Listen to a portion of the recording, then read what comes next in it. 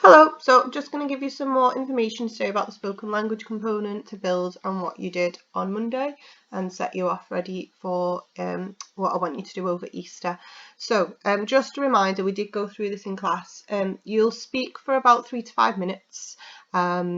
We speak on average 3 words a second. That's when we're not super nervous and going really, really fast.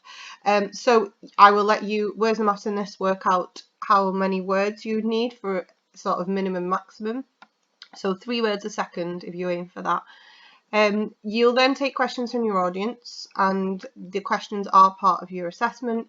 And then remember that we can set you up with an audience who aren't your peers, so you don't necessarily have to present it to the class. Like I said, it'd be better for you to present it to another member of staff or a group of people, or even people outside of the school, but obviously that'll take a time and I can't guarantee, but we can try. People in the local community, etc. Don't feel like you're limited to just standing up at a classroom. If you want to make this more real life and more purposeful, you can do. And you will receive either a pass, merit or distinction, and it does not contribute to your language grade. You will have pass, merit or distinction written on your certificate in addition to your actual grade. Okay, so I'm just going to take you through what the actual mark scheme looks like, because obviously that'll help you work out what you need to build towards and what kind of things you need to be planning. So this is the pass criteria. So obviously this is the lowest form of pass. Now, just to stress or remind you, because I did say it in class, this is different to the way we mark everything else in English. You literally have to get a tick next to all of these skills in order to pass. And if you don't do 2 of these skills, then you don't pass, you fail. So it is literally a tick boxing exercise, and you cannot be considered for a merit unless you have met all the criteria of the pass. And you can't get a merit unless you also hit all the criteria under merit. So if you get all of these and then you only get 3 merits in any other mark scheme, we might say, well, we'll give them a low merit. It doesn't work like that. You have to have every criteria to achieve that sort of level. So I'm just going to go through what this means. Some of it's quite obvious. So obviously, firstly, audible is you just need to be heard throughout. And obviously that's because if you're very nervous, sometimes you can mumble or speak really quietly, and they really want you to be trained, obviously, to just be able to make yourself heard. Like, that's an important life skill. I think a lot of this just makes sense in terms of they just want you to be able to stand up and speak in a way that will help people to listen and follow what you're saying. When they say use standard spoken English, what they mean is that they must be able to understand you, and that you must use appropriate formal language for the fact that you are conducting a speech. That doesn't mean that you can't ever use fillers like or It doesn't mean that you have to, if you slip up and say gonna instead of going to, it's not the end of the world, but you do need to be, on the whole, making sure that you are adapting a formal tone and, you're not speaking like you would to your friends. And as long as you show that you can do that most of the time, that's absolutely fine. There's plenty of public figures who occasionally use slang or colloquial language because that's just the way they naturally speak. That's absolutely fine.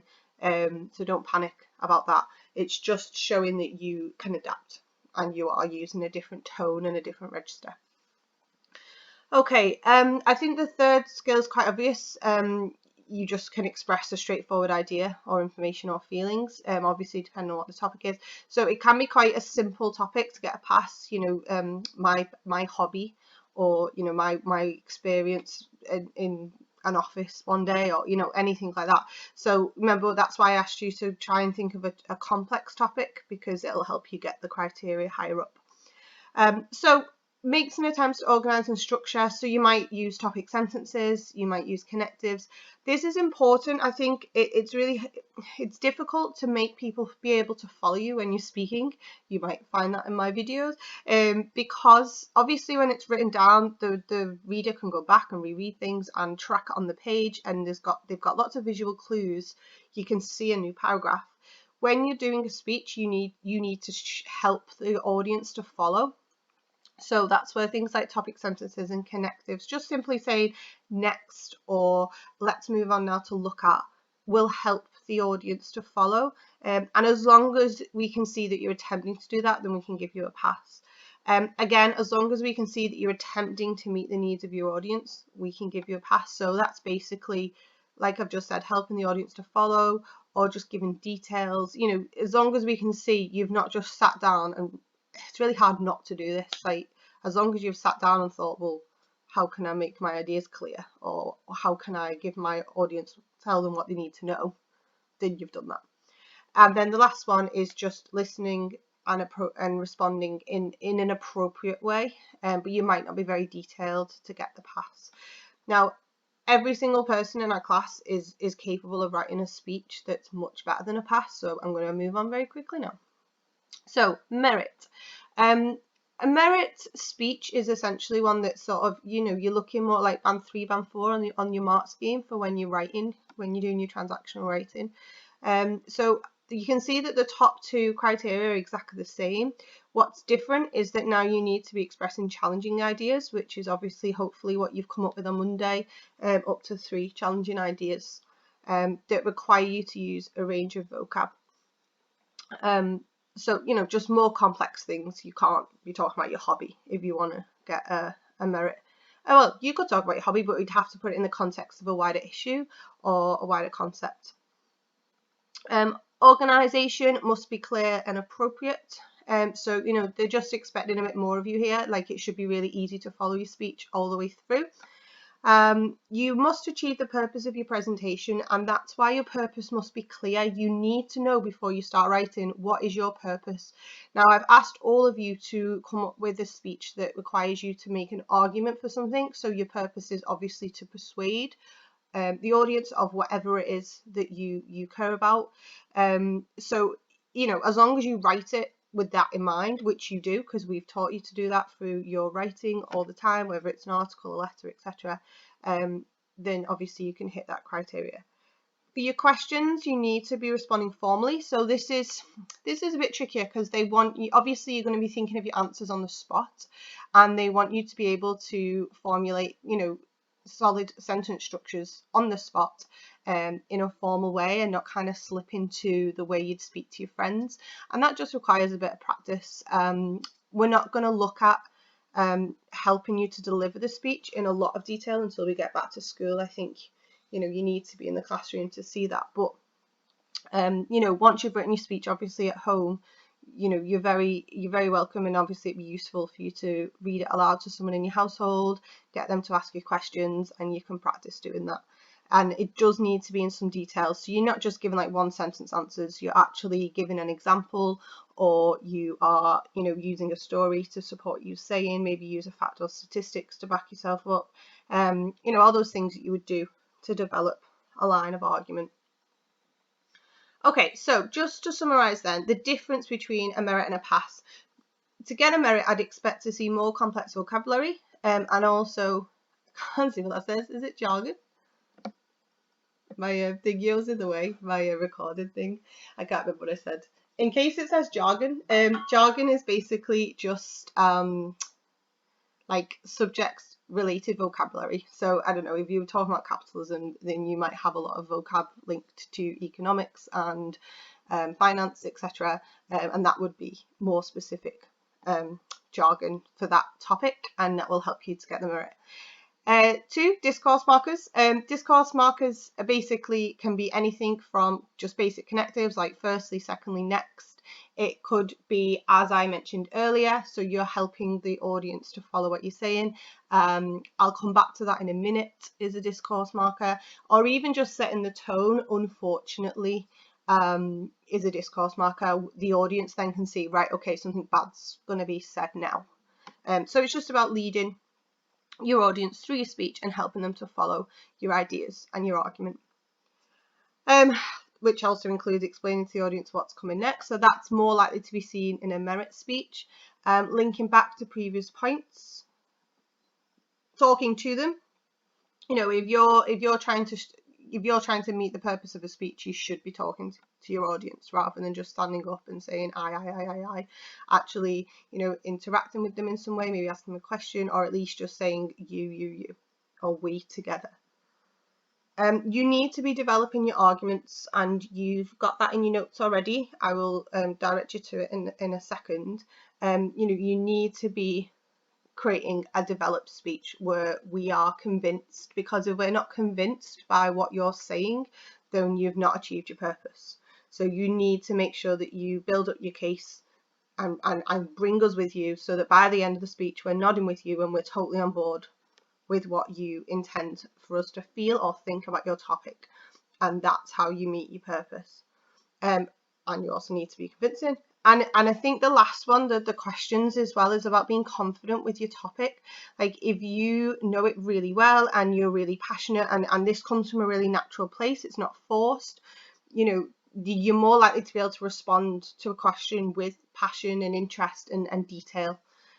So I think picking the right topic is absolutely essential, and definitely don't start writing your speech until you know you've picked something that you really care about, and that you're not just going to research the bare minimum. You're actually going to you read more, so that you know more. You need to know more than what's in your speech.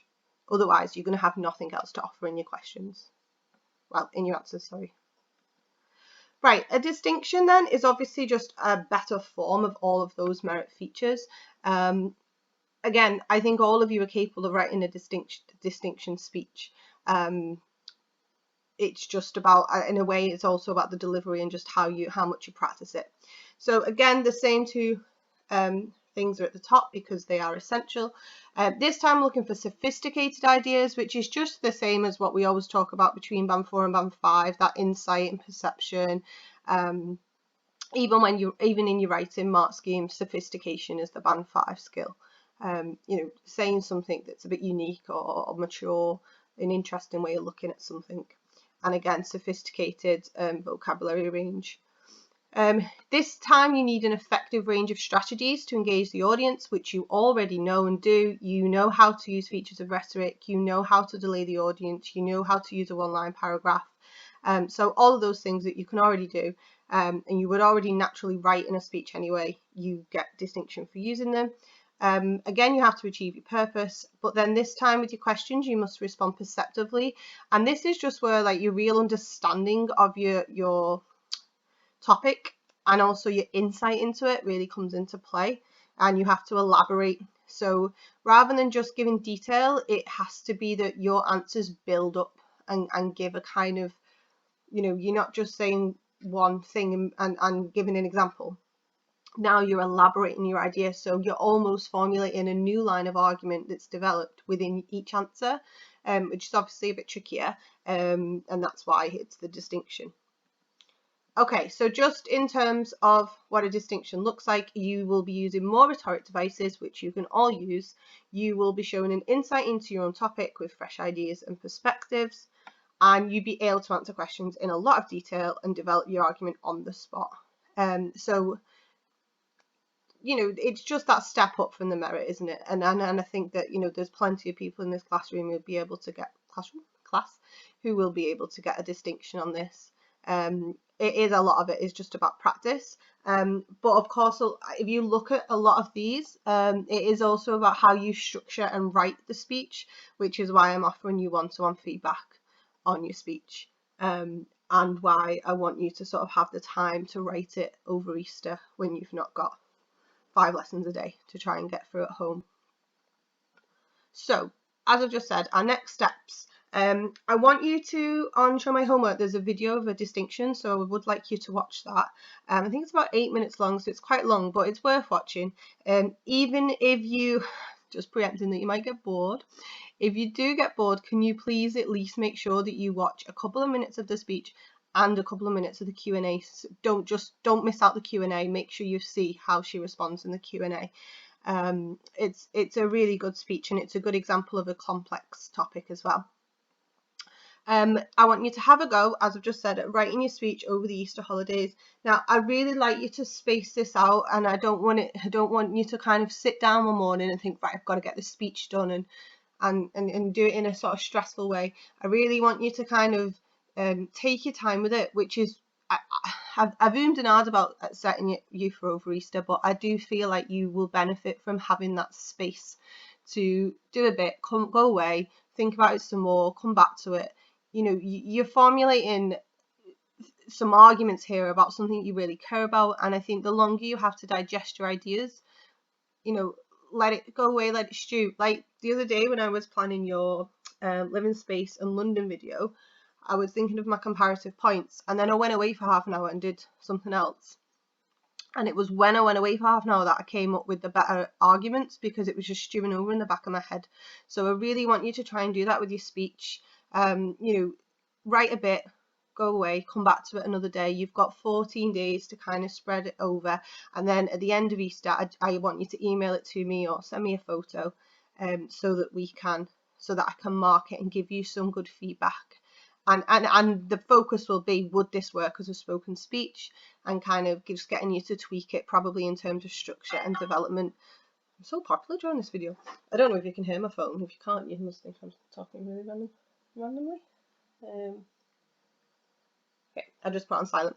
Okay, so same as what we've done with your comparison paragraphs, either email it to me after it's been typed, or just handwrite it and take a photo. And I'm looking forward to giving you some good feedback on that after Easter. And for the rest of the PowerPoint now, there's just a bit of guidance on how to help you actually write your speech and how to help you write a distinction level worthy speech. So let's go. Right, these are the resources that you already have. So some people missed this because they were on the geography field trip, and then there weren't enough resources when you came back in, and I said I was going to email them to you. So they're on Show My Homework. Everything that I show you now is what I've put on the Show My Homework thing. So this is the features of different speeches sheet that I gave out. So it's got letters and articles and speeches on it. Speeches, as you can see, is number 3. So it's right at the bottom of the document. Don't feel like it's irrelevant when you open it, because it's about letters. So this is almost like a checklist of what you need to include in your speech. So please use this. Like I say, if you were in and it was Mr. Nagy's lesson, then you've got this sheet in your folder. If not, it's on Show My Homework, and it is basically your checklist of what to include. We also did the lesson on logos, ethos and pathos. I have marked what you did as a group, and I had picked 2 groups winners. I can't remember who they are now, sorry, but they're in work, so I'm sorry, that would have been useful to send you.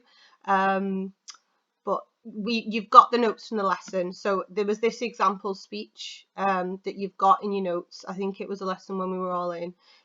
So use that to help you as well. I gave you out the features of Rhetoric Knowledge Organizer. So this is where you can look for all of your rhetoric devices and make sure you're doing a distinction level speech by using, you don't have to use every single one obviously, but using as many as you can, or using them when it's relevant. We did this lesson with you. So again, if you were on the geography field trip, I think you did miss this lesson. So again, the work is on Show My Homework. I've put the whole PowerPoint up.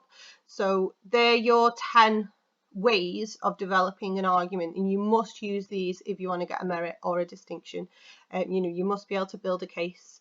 And this is an exhaustive list. But you know, they're there, and use those as a checklist to develop your argument. Use TED. Do you remember this guy, Logan, who did hack schooling? I'm pretty sorry, apart from people who went in the lesson last year, I'm pretty sure that we watched that together. I'm going to put some links in the description to good TED Talks. Obviously you can look at those and use them, and for the rest of the video now, I'm just going to take you through some top tips from the book you can see there, Talk Like TED, and kind of give you some kind of key messages on how to write a really good speech, basically.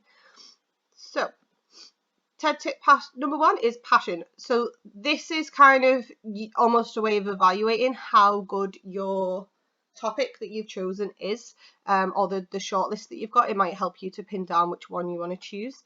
So what makes your heart sing? That's what the book asks. And that's what you should be sharing with other people, something that you really care about. Make sure that you know what makes your topic fascinating and interesting, because if you don't know, then how are you going to make it to the audience, or how are you going to make the audience feel like it is fascinating and interesting? So don't start writing a speech about something that you cannot convince other people that it's interesting or it's fascinating. Do you have a meaningful connection to your topic? You'll see in the distinction example, the girl who's speaking had her family lost the business, and she's talking about how big business has taken over the high street. So there's a really clear, obvious link there, and a meaningful connection why she would speak about that, and that makes the speech really powerful. So I did mine when I was in year 11. I did mine on judging other people, and I spoke about, because there was about 3 years where my mum was a single mum with 3 kids, and we'd be clambering onto buses together to get to Quick Save. Don't know if you remember Quick Save. It's kind of like a low brand supermarket. And I was feeling very judged. So there was, again, I had that personal connection to what I was saying. I probably wasn't being judged as much as I thought I was, but anyway, the connection was there, and I do think that's important. It has to be something that you have something to say about, because you've experienced it in some way, or your family members have, or you just, there's something that makes you really passionate about this topic. What unique viewpoint do you have? Like, what are you going to share with the audience that they don't already know about your topic? What do you actually have to say? And if you don't really have anything to say that isn't, not that it's not been said already, because we live in a world now where people are constantly talking about everything, and I think it's very hard to say new things. But certainly, don't just, if you've only got the obvious to say, things that people would know even without having to read around it, then maybe this is not the topic for you. And are you going to be able to change the way people look at your topic? Like, because if not, then you haven't really got a purpose. Like, you need to be trying to persuade them to see it in a certain way. And even if people already see it the same way as you, because we are, as a class, I think we do have quite similar, on the whole. I know we've had a few debates, gender pay gap, but on the whole, you're all you've got similar values, etc. So it doesn't necessarily have to be, groundbreaking in terms of, oh my god, I look at that so differently now, but certainly that you are inspiring them to be reinvigorated about it, or care about it with a new level of passion. Okay. Excuse me. So tip 2 is storytelling, and we've talked about this plenty. You wrote some amazing analogies last year, and analogies can come under this as well. So don't forget about analogies. But essentially, the storytelling element is the anecdote, the way, that's how we've taught, you've learned it in the past. This is a quote from the book. If you include a story, you are one step closer to being a TED-worthy communicator. So you can only reach your audience's minds after you've reached their hearts. And you reach their hearts through telling stories. Facts and statistics do not reach people's hearts, they reach their heads. So get them emotionally involved through a story, and then they will fall in line, as it were. So there you go. Connect with your audience on a personal and emotional level for your stories. Your stories do not need to be true. And you can disclaimer at the beginning of a speech that your stories are not true if you wish, even if they are true. If you feel like you do want to share something that's quite personal, but you don't want to identify that it's personal and it's real, then obviously you can just say that it's made up. Or you can literally just make it up. It doesn't have to be real. It does need to be realistic, though. It gets your audience to trust you on your subject if you know a story that's related to it. And the narrative will make people feel comfortable. People like hearing stories, and it does need to feel like a story. Let me tell you about a friend of mine who blah blah blah. Or last week I was walking. Sorry, we're not walking very often nowadays, but last week I was blah blah blah. So it feels like story time, like you're in the library with Mrs. Hale and you're being read to, and that makes people feel very comfortable. And then you challenge them and you throw them then all the data and the analysis and the hard cutting facts that make them think, oh my lord. Okay, and then also what stories do is they give the audience someone to root for. So in the distinction, her family whose business closed down, that makes you want to root for that family. It makes you want to feel like that family is going to be okay in the future. So make us feel like we want to support somebody that you've told us a story about. There are 3 types of stories, so according to the book. So stories about the self, stories about other people, and then stories about the success or failure of like products or brands or like objects. Okay, so not about people. If you're going to tell a personal story, you must make it personal. So it must feel like, you must include emotions. You must take us on a journey. It has to be really rich. That, we feel like I've just said, like we're with Mrs. Hale in the library. We're being taken through an emotional journey, and we're with you as you go through whatever you went through. So sort of similar to what I've just said. If you have a story that leads to an unexpected ending, then that obviously has a bigger impact on your audience, and they'll enjoy it more and they won't forget it. If you have an abstract concept, you need to change it into something tangible, so something that people can actually understand. And a story is a good way of doing that. And this is where like your analogies come in. If you remember last year, you had that great, I think it was Cameron's group had that great analogy about you wouldn't throw rubbish into your neighbour's back garden, so why are we throwing rubbish into the oceans? Something like that. So turning something that's quite abstract, the ocean feels far away, into something quite tangible, someone's back garden, which you can imagine, in a typical street. Avoid overused buzzwords and cliches, and avoid too many metaphors. This is according to the book. Introduce the heroes and villains to your story, so make it very clear who is supposed to be supporting in your story, who's the bad guy, and the bad guy might not be a person, it might be a thing like a concept, like judgment, for example, in my speech. Right, so just when you've written your speech, make sure you reflect on this and think about how many stories you've included. Can you adapt them? Can you make them more personal? Right, I'm not going to talk about this too much because we've covered this already, but this is taken from the book. You can see there that they're suggesting that the best speeches are sort of 2/3 pathos, so that's your emotional appeal, and that's where your stories come in as well. Less, smallest amount being ethos, that sense of credibility and expert view, and then 25% your logical ideas. So we already know all of this.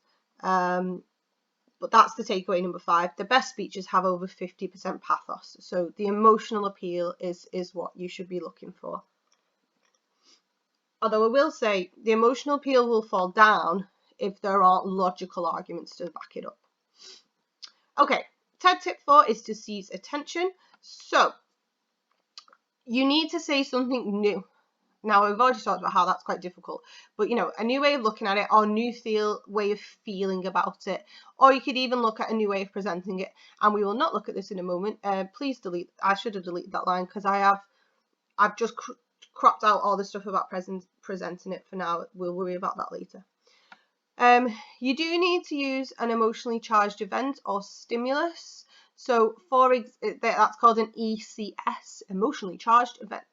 So, for example, I actually don't want to say you need to, but it's a tip. It's a good idea. It's a good way of seizing attention. So, for example, asking the audience, where were you when you found out about the Manchester bombings? Or what's going on now is obviously an excellent emotionally charged event / stimulus. So that's just a way of seizing attention by linking your topic to something that everybody knows about or that has a personal experience of. Your audience will remember messages that they had an emotional response to. We've kind of already talked about that. That can be any emotion, even one that makes them go, oh, yeah. So any emotion, they're going to respond more. They're going to remember more than like a thought or a logical point. So try and go for a wow moment, but this is, you're only talking distinction here. You wouldn't need this for a merit. If you got a prop or something you're actually speaking of, bring it out. Play music, impress them with a video or a reveal. Side note, your speech cannot be made up of a 3-minute video. You can use a video, but it has to be very, very selective, very small, and it has to actually enhance the purpose of your speech. Otherwise, it just looks like you're trying to get out talking by playing a video.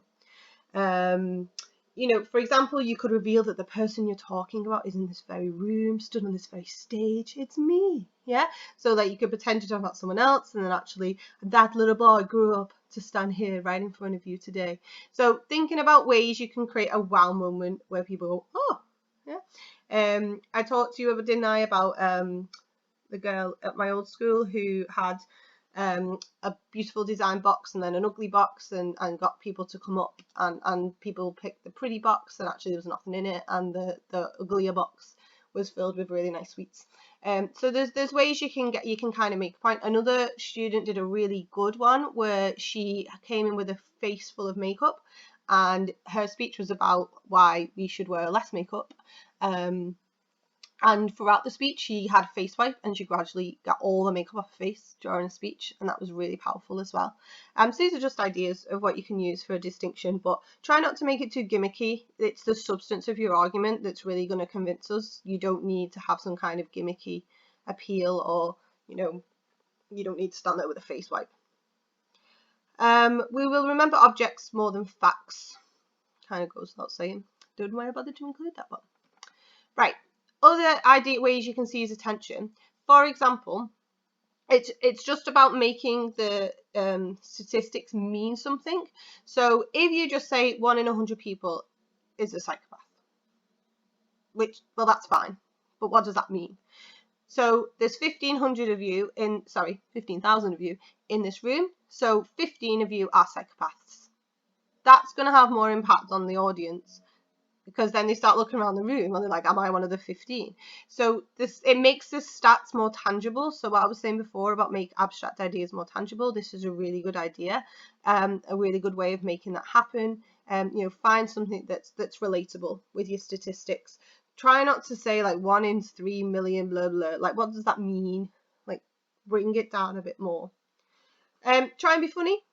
So you can use hyperbole, your exaggeration, you can be ironic, your sarcasm, say one thing, imply another. You can build to something unexpected, you can use understatement. We did use those features last year, and we will do a lesson on that actually. And what I'll do is I'll see when I get your speeches in, I'll see if it's worth doing a full lesson on it. If you've not got a topic it's appropriate to be funny in, then it might not be worth our efforts at this time. But I will teach you at some point, because it will be really useful for your articles and your letters, etc. You could tell a funny story about something that happened to you. You can be observant just about everyday life. Peter Kay is my favourite comedian, even though I haven't really followed him very much in the last few years. But he just says things that are funny because they're things people do every day and we just don't really notice them.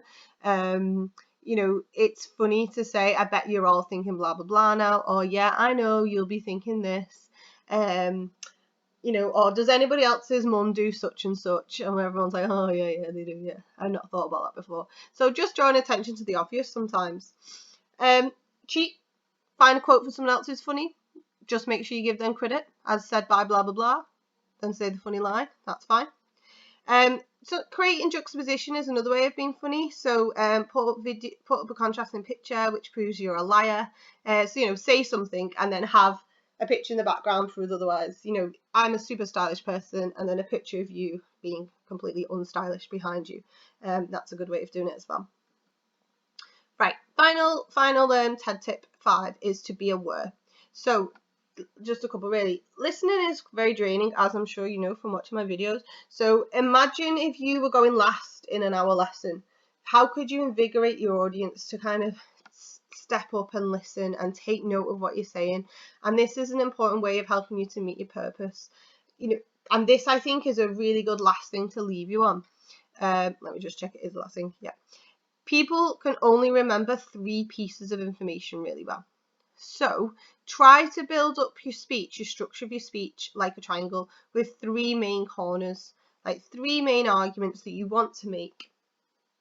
And then within those 3 main arguments, you might have 3 sub-arguments within each one, but try to kind of just think, you're only speaking for 3 to 5 minutes.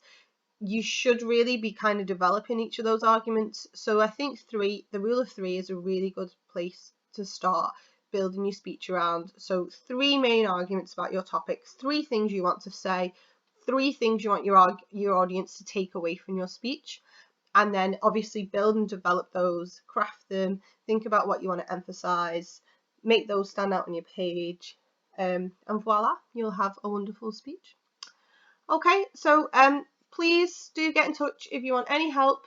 I'll just stress one last thing, which is obviously the opening and the closing are really important.